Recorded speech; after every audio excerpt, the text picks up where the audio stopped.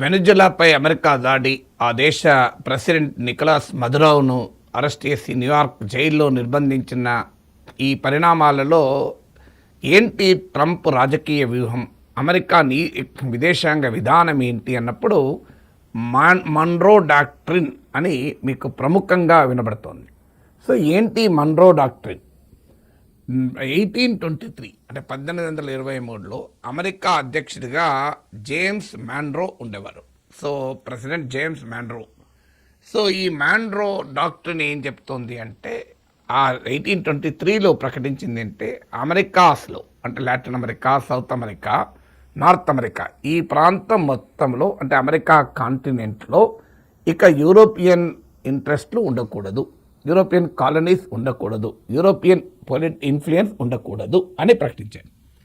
So ఇది president James Munro America విదేశాంగ విధానాన్ని స్పష్టంగా నిర్వచిస్తూ, మీరు మా ప్రాంతంలోకి అమెరికాకు వ్యూహాత్మక ప్రాధాన్యత ఉన్న అమెరికాస్ అంటే నార్త్ అమెరికా కానీ, లాటిన్ అమెరికా కానీ, సౌత్ అమెరికా కానీ ఈ ప్రాంతంలో మీకు యూరోపియన్ పవర్స్ బ్రిటన్ కానీ, ఫ్రాన్స్, ఇటలీ, స్పెయిన్ ఇవన్నీ కూడా కొలోనియల్ పవర్స్. ఈ కొలోనియల్ పవర్స్ ఏవి ఎంటర్ కాకూడదు అని ఒక గీసి చూపాడు. సో దాన్నే జేమ్స్ మాన్రో పేరిట Munro doctrine in American foreign policy అంటారు. అంటే American spear of influence, western hemisphere అంటారు దీన్ని. అంటే మీకు ఈ ప్రాంతము లాటిన్ అమెరికా, కెరిబియన్ ప్రాంతాన్ని, ఈ ప్రాంతంలో బయటి దేశాల ప్రాబల్యాన్ని అమెరికా సహించదు. ఇది American spear of influence. America అనుకూల ప్రభుత్వాలే ఉండాలి, అమెరికాతో మాత్రమే సంబంధాలు కలిగి ఉండాలి, ఇక్కడున్న సహజ వనరులకు కూడా అమెరికాకు ఉపయోగపడాలి. ఇప్పుడు వెనుజులా ఆయిల్ వెల్త్ మొత్తం తనకే కావాలని బహిరంగంగానే ట్రంప్ ప్రకటిస్తున్నాడు. సో ట్రంప్ ఈ వెనుజులాపై దాడులు చేశాక తన ప్రెస్ కాన్ఫరెన్స్లో కూడా మాన్రో డాక్ట్రిన్ ప్రస్తావిస్తూ దాన్ని ఈ మధ్య డాన్రో డాక్ట్రిన్ అంటున్నారని కూడా చెప్పాడు. డొనాల్డ్ ట్రంప్ పేరిట మాన్రో డాక్ట్రిన్ కాస్త డాన్రో డాక్ట్రిన్ అయిపోయిందని కూడా ట్రంప్ చెప్పాడు. మీరు చూడండి ఈ వీడియోలో ట్రంప్ ఏమంటున్నాడు. Core principles of American foreign policy dating back more than 2 centuries and not anymore. All the way back it dated to the Monroe Doctrines, and the Monroe Doctrine is a big deal, but we've superseded it by a lot. By a real lot. They now call it the Donroe document. I don't know. It's Monroe Doctrine. We sort of forgot about it. It was very important, but we forgot about it. We don't forget about it anymore. Under our new national security strategy, American dominance in the Western Hemisphere will never be questioned again. Won't happen. So just in concluding, for decades, other administrations have neglected or even contributed to these growing security threats in the Western Hemisphere. Under the Trump administration, we are reasserting American power in a very powerful way in our home region. So ఈ Munro doctrine ఏంటంటే political, economic and ఏ రకమైన influence కూడా, అంటే అమెరికాకు important అని ఈ Latin అమెరికాలో ఏ రకమైన రాజకీయ, ఆర్థిక, మిలిటరీ ప్రభావాలు ఇతర దేశాలకు ఉండకూడదని.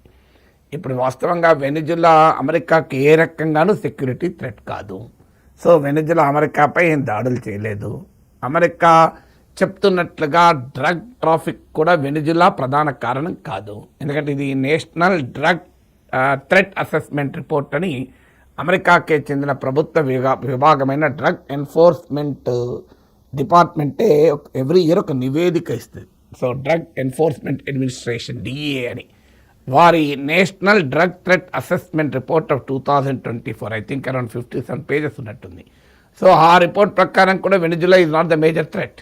సో 1 year క్రితమే ట్రంప్ ప్రభుత్వం ఇచ్చిన రిపోర్ట్ ప్రకారమే వెనుజులా మేజర్ థ్రెట్ కాదు. అలాగే నికోలస్ మదురో ఇప్పుడు డ్రగ్ కార్టెల్స్కు అతిపెద్ద కింగ్ పిన్ అని ట్రంప్ చెప్తున్నాడు. కానీ ఇంతవరకు అమెరికా ఈ ఆరోపణలపైన ఏ ఎవిడెన్స్ చూపలేదు. సద్దాం హుస్సేన్ దగ్గర వెపన్స్ ఆఫ్ మాస్ డిస్ట్రక్షన్ ఉన్నాయని ఎలాగైతే ఆరోపించారో అలాగే ఇప్పుడు నికోలస్ మదురోను ఆరోపించి ఆయన నిర్బంధించి జైల్లో పెట్టారు. సో అందువల్ల కారణం ఏంటి అంటే వెనుజులాలో ఆయిల్ ఉంది కనుక, ఈ వెనుజులాలో చైనీస్ ఇన్వెస్ట్మెంట్ ఉన్నాయి కనుక, చైనా ఇన్ఫ్లుయెన్స్ ఉంది. ఇప్పుడు వెనుజులా చమురు క్షేత్రాల్లో లార్జెస్ట్ ఇన్వెస్టరు, లార్జెస్ట్ ఆపరేటింగ్ కూడా మీకు చైనాయే. సో కోర్స్ మన ఓఎన్జీసీ విదేశ్ లిమిటెడ్ కూడా వెనిజులాకు చెందిన 2 ఆయిల్ కంపెనీల్లో ఇన్వెస్ట్మెంట్ ఉంది. కానీ గత కొన్నేళ్ళుగా అమెరికా ఆంక్షల వల్ల మనం రిటర్న్స్ దానిలో ఉన్న షేర్ కూడా తీసుకోలేకపోతున్నాం. ఒక $500 మిలియన్ ఓఎన్జీసీకి రావాలి, ఓఎన్జీసీ విదేశ్ లిమిటెడ్కు. అమెరికాను అడిగాం కూడా ఎగ్జంప్షన్ ఇవ్వమని, కానీ అమెరికా సాంక్షన్స్ వల్ల సాధ్యం కాలేదు. కానీ China is the biggest investor in Venezuelan oil ఫీల్డ్స్లో. మీకు అంతేకాదు ఇప్పుడు అమెరికా ఆంక్షల వల్ల వెనిజులా ఆయిల్ అమ్ముకోలేకపోతుంది. ఇప్పుడు వెనిజులన్ ఆయిల్, శాంక్షన్ ఆయిల్ లో 76% చైనానే కొంటుంది. సో చైనీస్ ఇన్ఫ్లుయెన్స్కి ఇది ఉదాహరణ. అలాగే రష్యా వెనిజులాకు డిఫెన్స్ ట్రేడ్ కూడా ఉంది. Russia is a very big supporter of Venezuela. So వెనిజులాకు రష్యా చైనా ఇన్ఫ్లుయెన్స్ ఉంది. ఒక వెనిజులాలోనే కాదు, ఈ ప్రాంతంలో చైనీస్ ఇన్ఫ్లుయెన్స్ పెరుగుతుంది. ఇప్పుడు ఉదాహరణకు లాటిన్ అమెరికాలో చాలా కంట్రీస్లో బెల్ట్ అండ్ రోడ్ ఇనిషియేటివ్లో చేరాయి. చైనా ప్రమోట్ చేస్తున్న పెద్ద ఎత్తున చైనీస్ ఇన్వెస్ట్మెంట్ ఉంది. ఈ లాటిన్ అమెరికన్ కంట్రీస్లో చాలా దేశాలతో China first or second largest trading partner. ఇప్పుడు ట్రంప్ సహించలేకపోతున్నది. ట్రంప్ ఏమో ఇండో పసిఫిక్ ప్రాంతంలో తన ఇన్ఫ్లుయెన్స్ కావాలని కోరుకుంటాడు. జపాన్, ఇండియా, ఆస్ట్రేలియాలతో కలిసి చైనా వ్యతిరేక కూటమి క్వాడ్ నిర్మిస్తాడు. తైవాన్కు అన్ని రకాలుగా సహకారం ఇస్తుంటాడు. కానీ తన స్పియర్ ఆఫ్ ఇన్ఫ్లుయెన్స్లో తన ప్రాంతంలో మాత్రం ఎవరు రావద్దు అనేది వాదన. సో అలాగే పనామా పైన ఒత్తిడి తెచ్చి పనామాని అయితే ఏకంగా China led belt and road initiative నుంచి బయటికి వచ్చేలా కూడా చేశారు. సో అందువల్ల ఇక్కడ లెఫ్ట్ వింగ్ రూలర్స్ ఎవరు ఉండకూడదు అమెరికాను ప్రశ్నించేవారు అని కూడా అంటున్నారు. ఇప్పుడు బ్రెజిల్లో లులా డిసిల్వాకు వ్యతిరేకంగా రైట్ వింగ్ లీడర్ అయిన బోల్సనారోను ట్రంప్ ఓపెన్గానే సమర్థించాడు. ఆయన గెలవలేదనుకోండి. సో మీకు బోల్సనారో పైన లులా ప్రభుత్వము దమన నీతి ప్రయోగిస్తుందని ఆరోపిస్తూ ఏకంగా బ్రెజిల్పై కూడా 50% టారిఫ్ అమెరికా విధించింది. అలాగే కొలంబియా, మెక్సికో, ఈ నికారగువా, క్యూబా లాంటి దేశాలపై కూడా ట్రంప్ విరుచుకుపడుతున్నాడు. ఇప్పుడు మార్క్ రుబియో ప్రకటించాడు కూడా, క్యూబా, లాంటి దేశాలు ఆల్రెడీ ఈ పరిణామాలను గమనిస్తున్నాయి. కొలంబియా, కొలంబియా లాంటి దేశాలు వారికి కూడా అర్థమవుతుంది ఏం జరగబోతుందని కూడా ప్రకటించాడు. Cuba is ruled by incompetent people అని కూడా పేర్కొన్నాడు. సో అందువల్ల క్లియర్గా తమ పొలిటికల్ ఇన్ఫ్లుయెన్స్ ఉండాలి. అంటే అమెరికా అంగీకరించని లెఫ్ట్ వింగ్ పాలిటిక్స్ ఉండకూడదు. అమెరికన్ ఆయిల్ కంపెనీలకు, ఇతర కంపెనీలకు ఈ ప్రాంతాల్లో ఉన్న రిసోర్సెస్ను అప్పజెప్పాలి. ఏ ఇతర దేశాల ఇన్ఫ్లుయెన్స్ ఈ ప్రాంతంలో ఉండకూడదు. ఇది మాన్రో డాక్ట్రిన్కు డొనాల్డ్ ట్రంప్ ఇచ్చిన తాజా నిర్వచనం. దాంతో ఇది మాన్రో డాక్ట్రిన్ కాస్త డాన్రో డాక్ట్రిన్ అయిపోయింది.